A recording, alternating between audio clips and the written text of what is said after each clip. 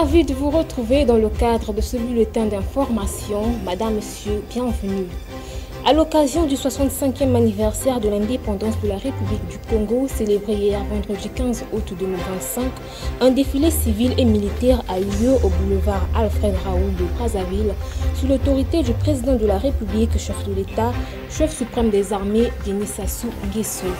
À Pointe-Noire, le 65e anniversaire de l'indépendance a été marqué par un défilé civil et populaire sur la place de la préfecture. C'était sous l'autorité du préfet du département de Pointe-Noire, Pierre Sébert Iboko Onanga, en présence de plusieurs autorités civiles et militaires de la ville et du district de Tsiambanzassi.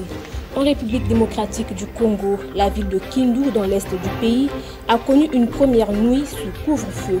Décision prise à la suite des combats le jeudi 14 août 2025 entre les services de sécurité congolais et les miliciens Ouazalendo. Ces combats qui ont créé une vive tension dans la ville ont fait au moins 9 morts. Au Soudan, alors que le conflit se poursuit dans plusieurs régions, la famine menace El Fasher et 17 autres régions. Stéphane Dujarric, porte-parole du secrétaire général de l'ONU, appelle à l'accès humanitaire immédiat et à la fin des violences. La Russie continue d'attaquer l'Ukraine. Au moins 7 personnes ont été tuées et 17 autres blessées avant même le sommet de paix hier en Alaska.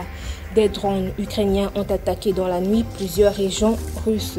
Et enfin, le sommet Poutine-Trump.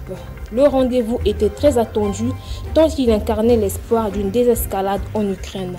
Mais au terme de 3 heures de discussion hier vendredi en Alaska, Donald Trump et Poutine ne sont pas parvenus à un accord pour la fin du conflit en Ukraine.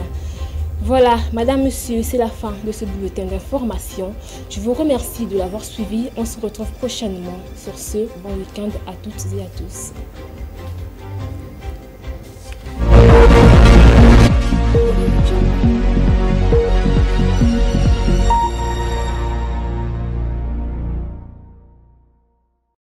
Audio